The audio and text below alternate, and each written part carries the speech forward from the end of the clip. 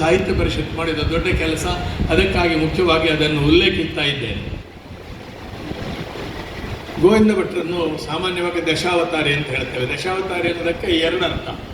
ಒಂದು ಆಟದ ಕಸಬು ಮಾಡುವ ವೃತ್ತಿ ಕಲಾವಿದ ಎಂಬ ಅರ್ಥ. ಇನ್ನೊಂದು ಯಕ್ಷಗಾನ ಸರ್ವಾಂಗಗಳ ಬಗ್ಗೆ ತಾತ್ವಿಕವಾದ, ಟೆಕ್ನಿಕಲ್ ಆದ, ಶಾಸ್ತ್ರೀಯವಾದ ಮಾಹಿತಿ ಮತ್ತು ಪ್ರಯೋಗ ಸಾಮರ್ಥ್ಯ ಈ ಎರಡೂ ಇರುವವನು. ಅದು ಒದಗಿದ್ದು ಕೆಲವು ಮಂದಿಗೆ.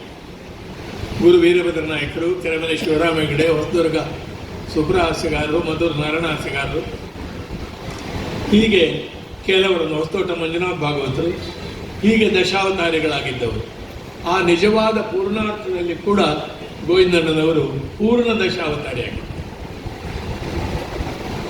ಅವರನ್ನು ನಾವು ಒಂದು ಯಕ್ಷಗಾನದ ನಟ ಅಂತ ಹಾಗೆ ಗುರುತಿಸುವುದಕ್ಕಿಂತ ಭಾರತೀಯ ರಂಗಭೂಮಿಯ, ವಿಶ್ವರಂಗಭೂಮಿಯ ಟ್ರೆಡಿಷನಲ್ ಆರ್ಟ್ ಥಿಯೇಟರ್, ಸಾಂಪ್ರದಾಯಿಕ ರಂಗಭೂಮಿಯ ಅಗ್ರಮಾನ್ಯ ಕಲಾವಿದರಲ್ಲಿ ಅವರೊಬ್ಬರು.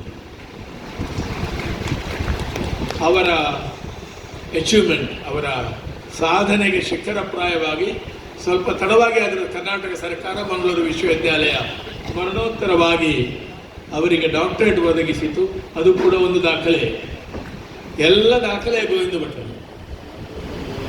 ನನ್ನ ವೈಯಕ್ತಿಕವಾಗಿ ತುಂಬ ಒಡನಾಡಿ, ವ್ಯಕ್ತಿಗತವಾಗಿ ತುಂಬ ಉಪಾದೇಯವಾದ ಅನೇಕ ಗುಣಗಳು ಅವರಲ್ಲಿತ್ತು. ಮುಖ್ಯವಾಗಿ ಅಸಾಮಾನ್ಯವಾದ ಆರೋಗ್ಯ. 4 ಶಬ್ದವೇ ಅವರಲ್ಲಿರಲಿಲ್ಲ. ಒಂದು ಉದಾಸೀನ, ಒಂದು ಬೇಸರ, ಒಂದು ಆಯಾಸ, ಮತ್ತೆ ಒಂದು ಹಲವಿಕೊಳ್ಳುವುದು, ಹಾಗಾಯಿತು ಹೀಗಾಯಿತು. ಈ 4 ಶಬ್ದವೇ ಅವರ ಹತ್ರ ಸುಳಿಲೇ ಇಲ್ಲ. ಅವರು ತಡವಾಗಿ ಬಂದದ್ದಾಗಲಿ ಇಲ್ಲವೇ ಇಲ್ಲ. ತಂಡಕ್ಕೆ ಯಾವಾಗಲೂ ಸಮಸ್ಯೆ ನಿರ್ಮಾಣ ಮಾಡಿದವರಲ್ಲ. ಸಾಮಾನ್ಯವಾಗಿ ಬಯಲಾಟದಲ್ಲಿ ಅದು ಸ್ವಂತ ಮಾತಾಡುವ ರಂಗಸ್ಥಳದಲ್ಲಿ ಸ್ಪರ್ಧೆಗಳು, ವಿರೋಧಗಳು ಬಂದೇ ಬರ್ತವೆ, ಅವರಿಗೂ ಬಂದಿರಬಹುದು. ಆದರೆ ಗೋವಿಂದ ಭಟ್ರ ಒಟ್ಟಿಗಿದ್ದ ಅನೇಕ ಕಲಾವಿದರು ಕಂಡುಕೊಂಡ ಒಂದು ವಿಷಯ ಅಂದರೆ, ಅವರು ಜಗಳಕ್ಕೆ ಕೂಡ ವ್ಯಕ್ತಿ ಅಲ್ಲ, ಸ್ನೇಹಕ್ಕೆ ಮಾತ್ರ ವ್ಯಕ್ತಿಯಾಗಿ ಯಾವಾಗಲೂ ಒದಗಿದವರು. ಅಸಾಮಾನ್ಯವಾದ ಸ್ನೇಹದ ರೀತಿ ಅವರದ್ದು. ತುಂಬ ಹಾವು ಪ್ರದರ್ಶನ ಮಾಡೋರಲ್ಲ. ಯಾವ ಉಡುಪು ತೊಟ್ಟರೂ ಚಂದವೇ, ಹೇಗಿದ್ರೂ ಚಂದವೇ, ಸರಳ ಸುಂದರ ಎನ್ನುವುದಕ್ಕೆ ಜೀವಂತ ಉದಾಹರಣೆ ಆಗಿದ್ದವರು. ಅವರು ವರನಟನೂ ಹೌದು, ನಟವರನೂ ಹೌದು. ಅವರ ಕಲೆಯನ್ನು ಒರೆಸಿಕೊಂಡು ಅದರಲ್ಲಿ ಪರಿಷ್ಕಾರ ಮಾಡಿದವರು, ನಟವರನಾಗಿ ಮೆರೆದವರು ಕೂಡ. ಕುರಿಯದ ಕಲಾ ವಿಶ್ವವಿದ್ಯಾಲಯ ಪೂಜ್ಯ ವಿಠ್ಠಲ ಶಾಸ್ತ್ರಿಗಳದ್ದು, ಅಲ್ಲಿ ಅವರು ಸಿದ್ಧರಾದವರು. ಅವರೊಟ್ಟಿಗೆ ಇದ್ದವರು ರಾಮಚಂದ್ರಾಯರು, ಅವರು ಅವರಿಗೆ ಗುರುಗಳೇ, ಅವರು ಸೀನಿಯರ್ ವಿದ್ಯಾರ್ಥಿಯಲ್ಲಿ. ಅಲ್ಲಿಂದ ತೊಡಗಿ ಅವರ ಕಲಾಯಾನ ಆರಂಭವಾಯಿತು. ವಿಠ್ಠಲ ಶಾಸ್ತ್ರಿಗಳು ಏನು ಆರಂಭ ಮಾಡಿದರೋ ಕಲೆಯಲ್ಲಿ ನಾಟ್ಯಶಾಸ್ತ್ರದ ಅಂಶವನ್ನು ತಂದು ಪೂರ್ಣಗೊಳಿಸುವ ರೀತಿ, ಆ ನಾಟ್ಯಶಾಸ್ತ್ರದ ಮತ್ತು ಭರತನಾಟ್ಯಂ ಅದರಿಂದ ಪಡೆದುಕೊಂಡ ಪರಿಷ್ಕಾರದ ಕಾಪಿ ಅಲ್ಲ, ಅಳವಡಿಕೆ, ಅದನ್ನು ಜೀರ್ಣಗೊಳಿಸಿಕೊಂಡು ಅವರು ತಂದವರು ರಂಗಸ್ಥಳಕ್ಕೆ. ಅದನ್ನು ಪೂರ್ಣಗೊಳಿಸಿದವರು ಗೋವಿಂದ ಭಟ್ರು ಅಂತ ಹೇಳ್ಬೋದು. ಶಾಸ್ತ್ರಿಗಳು ಯಾವ ಕೆಲಸವನ್ನು ಆರಂಭಿಸಿದ್ರೋ ಅದನ್ನು ಪೂರ್ಣತೆಗೆ ಮುಟ್ಟಿಸಿದವರು ನಮ್ಮ ಗೋವಿಂದಣ್ಣ. ಯಾವುದೇ ವಿಭಾಗದಲ್ಲಿ ಕೊರತೆ ಇಲ್ಲದಂಥ ಒಂದು ವೇಷ, ಹದವಾದ ಎತ್ತರ, ಅದು ಯಾವ ವೇಷಕ್ಕೂ ಆಗ್ತದೆ. ಮೀಡಿಯಂ ಹೈಟ್, ಸುರೇಖ ಸುಂದರ ಮುಖ, ಹೊಳೆಯುವ ಕಣ್ಣುಗಳು. ಆ ಕಣ್ಣುಗಳನ್ನು ಅವರು ಬಳಸುವ ರೀತಿ ರಂಗಸ್ಥಳದಲ್ಲಿ ನೋಡಿದವರಿಗೆ ಗೊತ್ತು. ದುರ್ಯೋಧನ ಪಲಾಯನದಲ್ಲಿ ಅವರು ಉಪಯೋಗಿಸುವ ಕಣ್ಣುಗಳಿಗೂ ಶೂರ್ಪನಖಿಯಾಗಿ ಅವರು ಮಾಡುವ ಕಣ್ಣಿನ ಅಭಿನಯಕ್ಕೂ ಇದ್ದಂಥ ಅಪಾರವಾದ ವ್ಯತ್ಯಾಸ. ಒಂದು ಸಮನ್ವಯ ಕಲಾವಿದ. ರಾತ್ರಿ ಅವರನ್ನು ಎಬ್ಬಿಸಿ ತಾಳಮದ್ದಲೆಯಲ್ಲಿ ಅವರನ್ನು ಅರ್ಥ ಹೇಳಿಸಬಹುದು.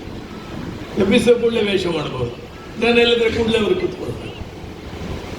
ಅವರು ಮಾವಿನ ಸೊಪ್ಪು ವೇಷ ಮಾಡಿದ್ದಾರೆ, ಬಾಲಗೋಪಾಲ ಮಾಡಿದ್ದಾರೆ, ಅದು ದಾಖಲೆ ಇದ್ದಾರೆ. ಧರ್ಮಸ್ಥಳ ಮೇಳದ ಹಾಸ್ಯಗಾರಿಗೆ ಅನಾರೋಗ್ಯ ಬಂದಾಗ ಹೆಚ್ಚು ಕಡಿಮೆ ಅರ್ಧಾಂಶಕ್ಕಿಂತ ಹೆಚ್ಚು ತಿರುಗಾಟಕ್ಕೆ ಅವರೇ ಹಾಸ್ಯಗಾರರಾಗಿ.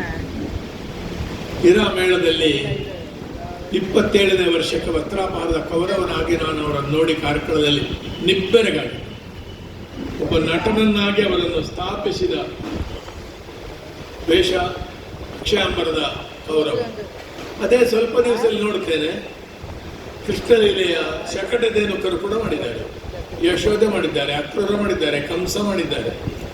ಮಾಡಿದ ವೇಷಗಳ ಕಂಪ್ಲೀಟ್ ಟ್ಯೂನಿಂಗ್, ಸ್ವಿಚ್ ಆಫ್ ಮಾಡಿದ ಹಾಗೆ ತನ್ನ ಪ್ರತಿಭೆಯನ್ನು ಯಾವುದೇ ವೇಷದ ಮಟ್ಟಕ್ಕೆ ಕೂಡಲೇ ಪರಿವರ್ತಿಸಬಲ್ಲ. ಸುಮ್ಮನೆ ಒಂದು ಬೇರೆ ವೇಷ ಮಾಡಿದ್ದಾರೆ ಅಂತಲ್ಲ, ಆ ವೇಷಕ್ಕೆ ನ್ಯಾಯ ಒದಗಿಸುವ ರೀತಿಯಲ್ಲಿ ಮಾಡಿದ್ದಾರೆ. ಈ ರೇಂಜಿನ, ಇಷ್ಟು ದೊಡ್ಡ ರೇಂಜಿನ ವೇಷಗಳನ್ನು ಮಾಡಿದವರು ಕೂಡ ಇಲ್ಲ. ಮೇಕಪ್ ಕೂಡ ಚಂದ, ಕಟ್ಟಿದ ಒಂದು ಚುಣ್ಣು ಕಾಣಲಿಕ್ಕಿಲ್ಲ. ಅವರ ಸಹ ಕಲಾವಿದರು, ರಂಗತಳದ ಸ್ಪರ್ಧಿ ಕೂಡ, ಒಡನಾಡಿ ಕೂಡ, ಅಕಾಡೆಮಿ ಅಧ್ಯಕ್ಷರಾಗಿದ್ದವರು, ಈಗ ದಿವಂಗತರು ಕುಂಬಳೆ ಸುಂದರ ಒಂದು ಮಾತು ಬರೆದಿದ್ದಾರೆ, ತೆಂಕುತಿಟ್ಟಿನ ಕಿರೀಟ ವೇಷದ ಪರಿಪೂರ್ಣ ರೂಪ ಗೋವಿಂದ ಭಟ್ಟ.